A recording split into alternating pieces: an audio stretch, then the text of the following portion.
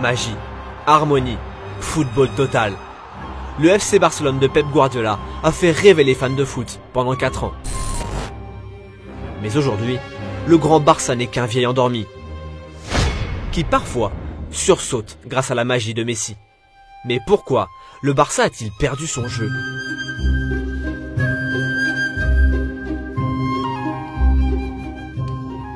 Guardiola, Luis Enrique, Tito Villanova.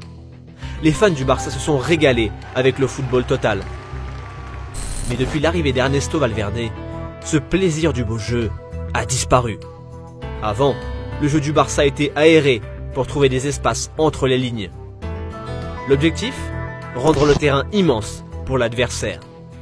Les ailiers et les latéraux excentrés devaient aider à déplacer l'adversaire d'un côté pour pouvoir le prendre de court de l'autre. Ce jeu est de l'histoire ancienne. Et l'ennui est au rendez-vous. Désormais, l'équipe est dépendante de Lionel Messi. Il fait tout. Organisation, passes décisives, buts. Lors de la saison 2018-2019, il a inscrit 51 buts et délivré 22 passes décisives. Sans lui, l'an passé, le Barça aurait eu du mal à se sortir de matchs compliqués. Quand Messi est là, nous avons des atouts bien définis. Quand il n'est pas là, il nous manque un joueur absolument déterminant. Espérons qu'il revienne vite. Avant, le jeu du Barça était surtout dépendant d'un système, le 4-3-3. Désormais, il est dépendant d'un homme, Lionel Messi. Le jeu de Valverde manque de fluidité. Il passe trop souvent par l'axe. Regardez la circulation du ballon du Barça sur la pelouse de Retafe. Tout passe par l'axe.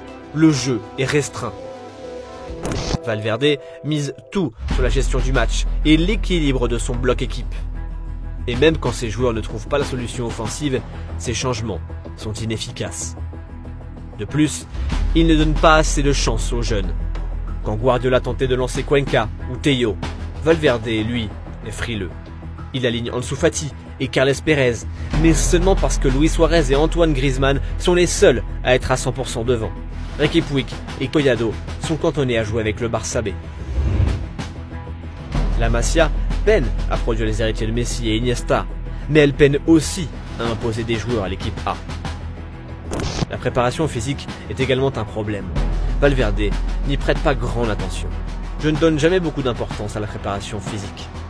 Quoi? T'es sérieux, Ernesto?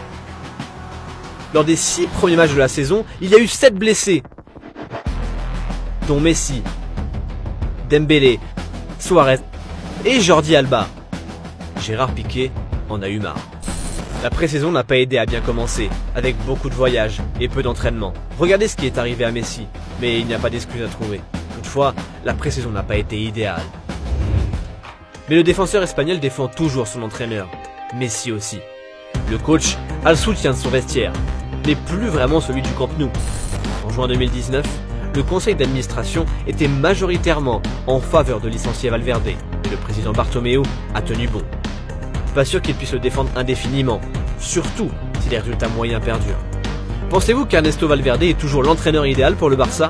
Qui verriez-vous lui succéder? Répondez-nous en commentaire.